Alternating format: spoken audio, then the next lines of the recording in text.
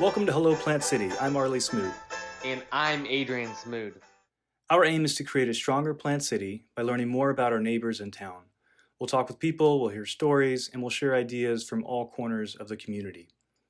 All right, I'm going to tell you a little bit about Chevelle, 5-time world champion pro boxer, nicknamed the Fist of Steel. You began boxing in 1997, career-wise.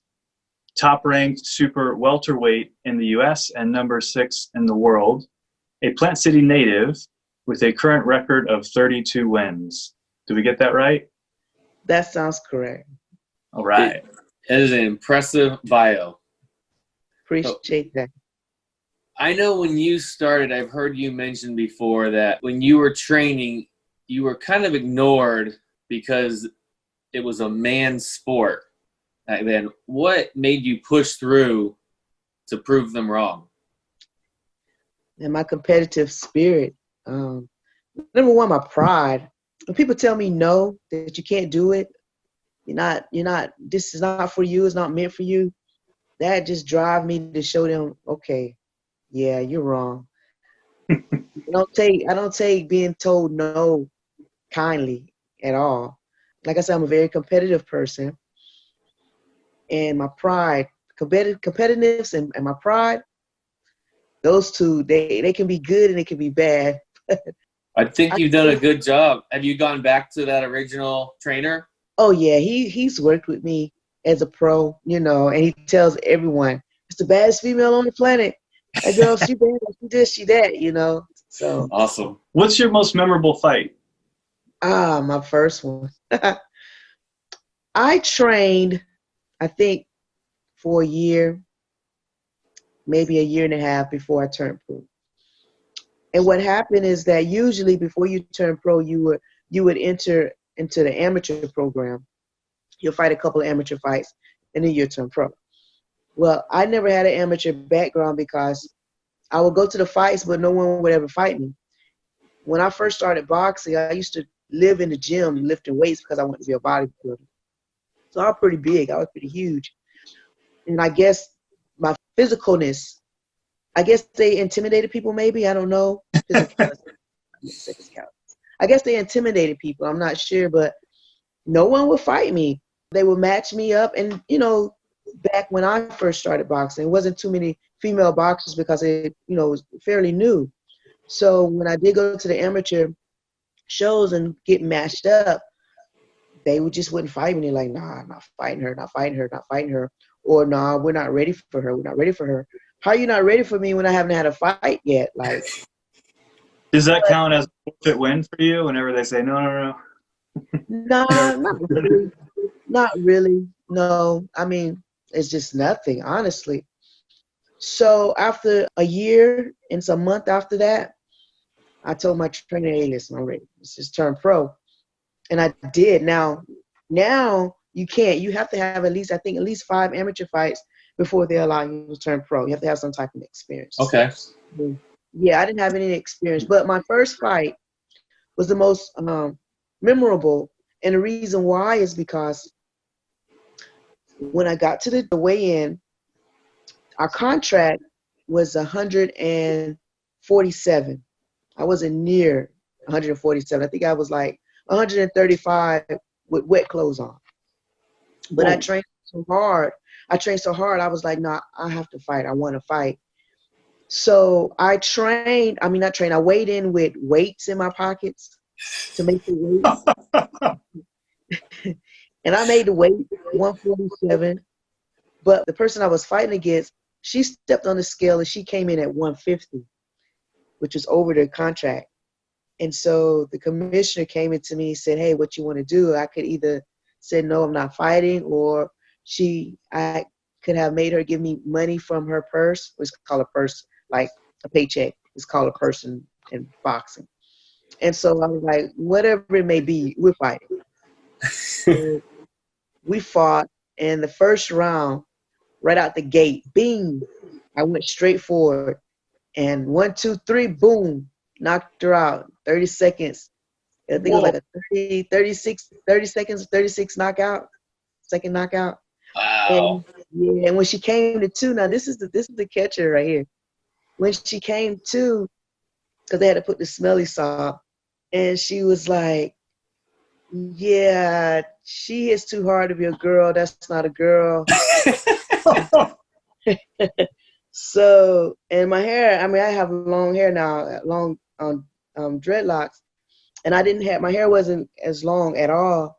And with the big muscles and the short hair. And she was like, nah, that's not a girl. So the commissioner, one of the female commissioners, I had to go in the bathroom and I had to show her that I was his face. Your face is priceless. Wow. Yeah, man. And, so I'm going to tell you because, we could talk a little bit here, right? Yeah. So anyway, I went to the bathroom, right? And so she had me, and I fight in a sports bra and boxer shorts.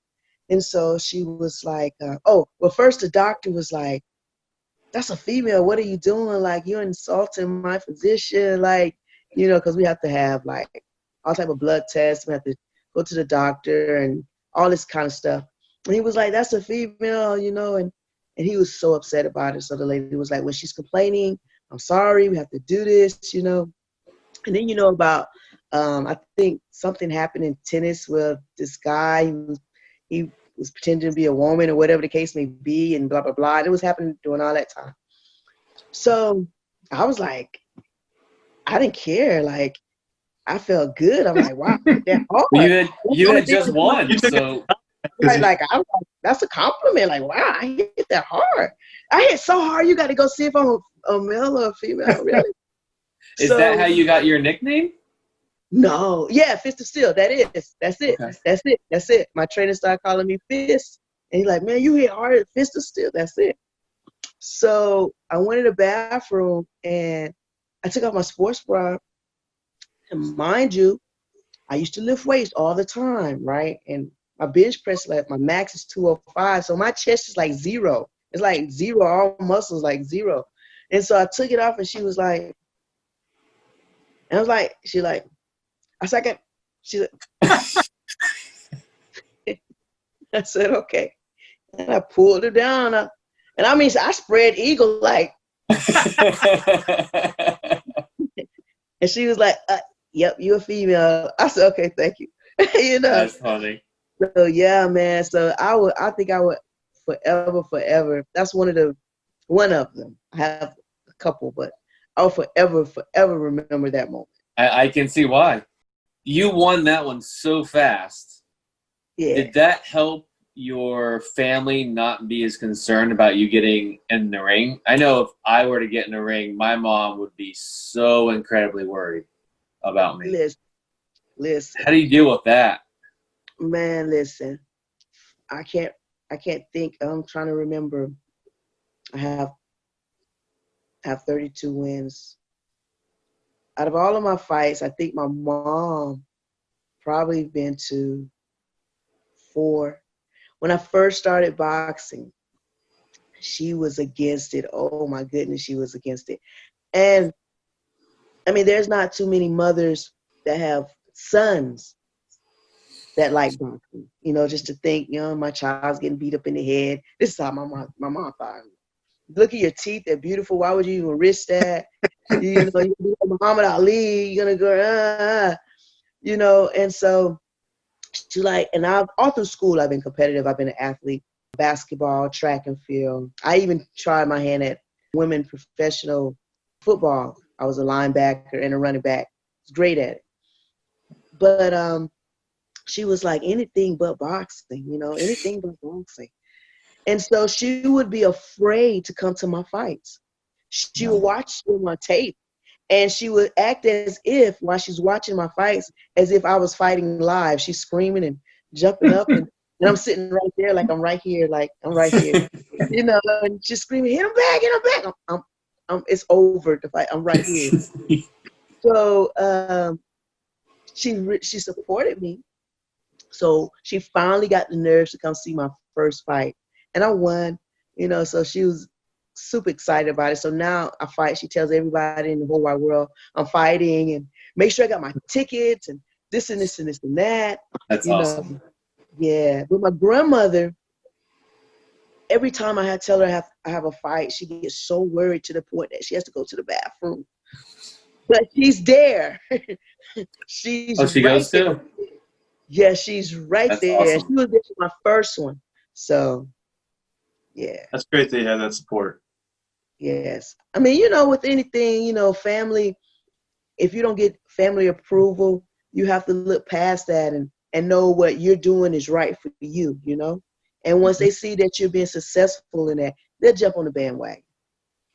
That's a great lesson Yeah. for everyone. Earlier, you mentioned that all the training that you did was that in a gym, and was that in Plant City? Yes and no. When I first started boxing, it was in Tampa. They didn't have any boxing gyms or anything like that in Plant City. It was in Tampa. And for the longest time, I trained in Tampa. I wanted to train in Plant City. Matter of fact, I wanted to open up a boxing gym in Plant City because they didn't have one. Mm-hmm. And someone beat me to the punch. No problem.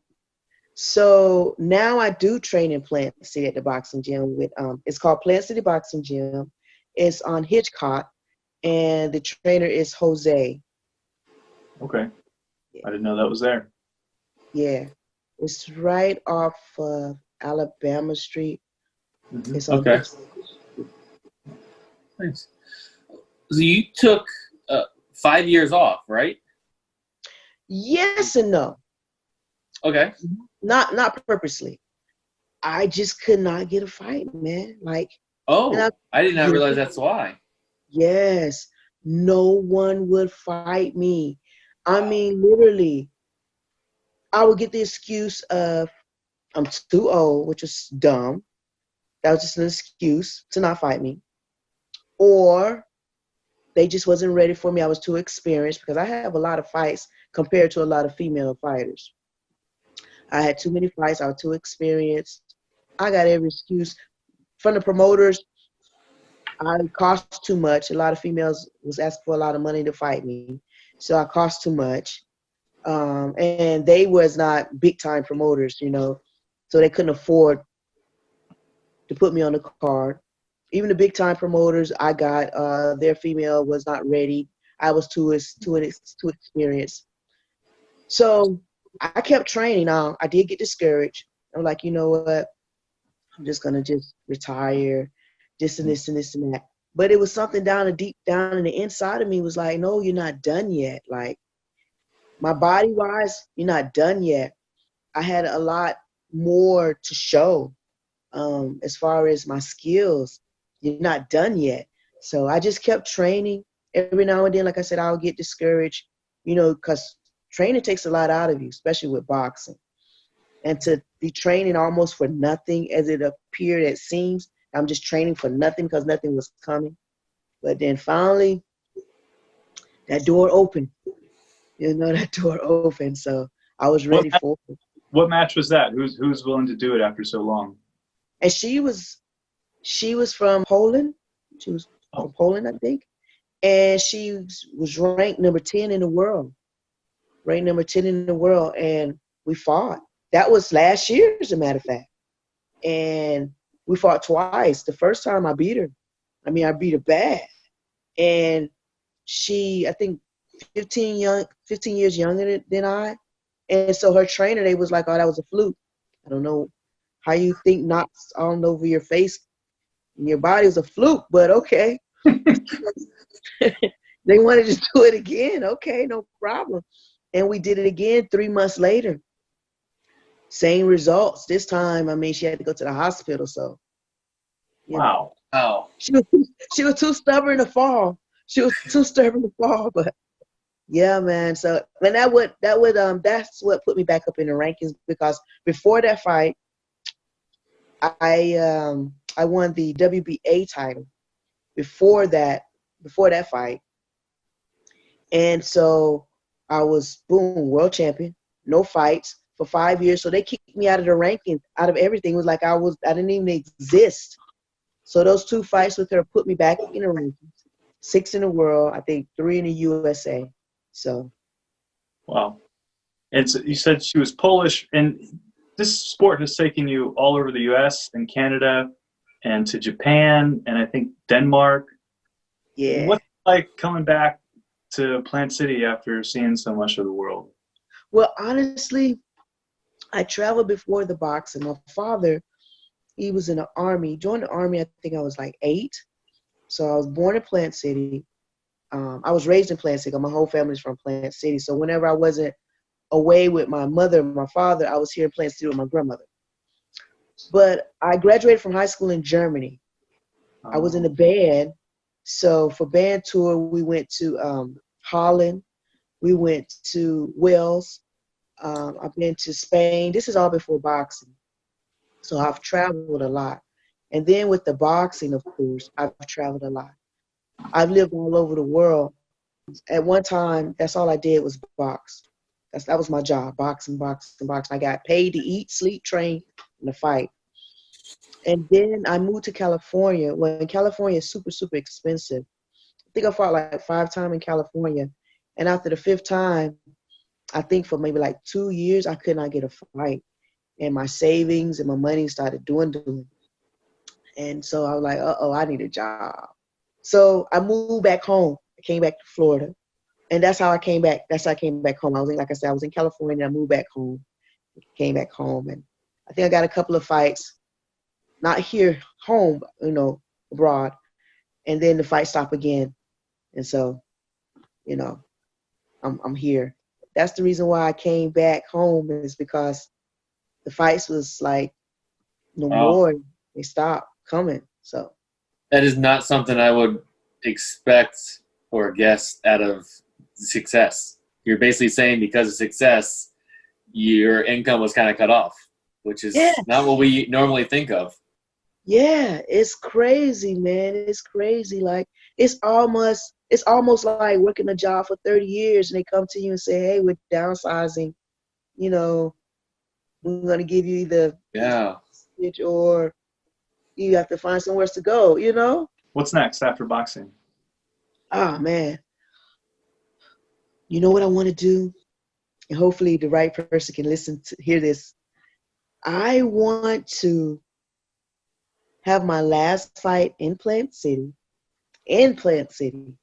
boxing match. I want to retire home. I want to start my own promotional company.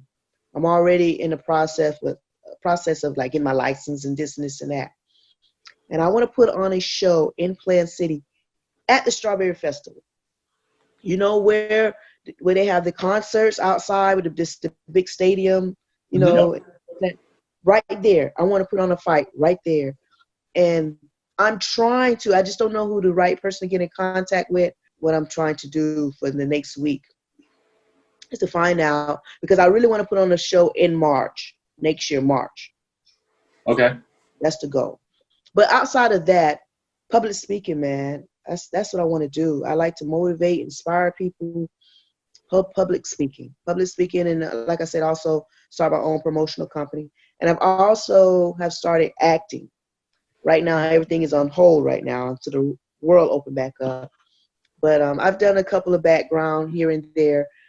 I'm a part of this series called War Up. It's on YouTube. And they have 5 episodes so far. And I was introduced in episode 5, so I'm going to be a main character on there. So, awesome. Acting, what's it called? War Up? War Up. WARUP. War Up. And it's on YouTube. Episode 1 through 5. And I was introduced in episode 5. And then once, I guess, the world opens up or whatnot, we're going to continue to film. So I think those are awesome next plans. I believe you're going to be just as successful at that as you've been at boxing, and you have an awesome base story to propel all of that into. Let's jump into the lightning round. We'll wrap up. I'm going to start a sentence and you finish it with one or a few words. Ready? Ready. A key trait, habit, or skill that led to success in my professional life is persistence and pride. I don't give up easily, and then I'm always worried about, if I give up, what does it look like as far as my character? I was brought up You start something, you finish it. And if I'm compassionate about something, I'm going to see it all the way to the end. And I always want to be the best at whatever I do. So my competitiveness, my pride, and persistence. Something I think is true that most people think is false is Age does not define you. That's great. A lot of people always say, "Oh, I'm too old to do this. I'm too old to do that. I'm too." Says whom? Age does not define you. Oh well, my body is aching because I'm old. Really? If you're a teenager or a child and you go outside and you hurt yourself and your knee hurt, is it because they're old? You understand what I'm saying? If your body, if your mental and your body says I can do it and showing that you can do it, then you can do it. Age have nothing to do with it. So age does not define you at all. That's great. A book or movie that has inspired me is Man. Rocky 1, 2, 3, or 4. Yes. I had a hunch that might be the answer. Last one. A fascinating person in Plant City that many people don't know about is My grandmother. That lady is amazing. She used to work for the neighborhood service center. It used to be called neighborhood service center back in the day. It was downtown. I don't know if it's uptown now, but downtown, old downtown. I think remember. Are you guys from Plant City? Mm-hmm. Yeah. You probably not as old as I am, but I don't know. But you remember McCorrick? His name McCorrick. Yep. Yeah. I know of it, but yeah, I don't remember ever going into it, but I know of it. Okay. Well, my grandmother, the neighborhood service center used to be right across the street from that. And what the neighborhood service did, they would go and during the summertime, they give fans to older people. They'll go and give food out and this and this and that. They would sew. So my grandmother did that, and she's a seamstress, and she gave all the sewing lessons, for the older people or for people that want to come. That's it. I mean, it's been incredible. Learn about you and your incredible accomplishments. Can I say one more thing? Yeah. Please. Whenever I fight, people like to say, "Oh, Tampa, Florida." I say, "No, I'm in the middle of the ring." No, I'm from Plant City. I represent Plant City every time I fight, every time I get in the ring, because I am from Plant City. But I say itty bitty Plant City. Cheers. That is the perfect ending. I make sure the promoter, whomever, the announcer, they say that just like that. Chevelle, fist of steel from itty bitty Plant City.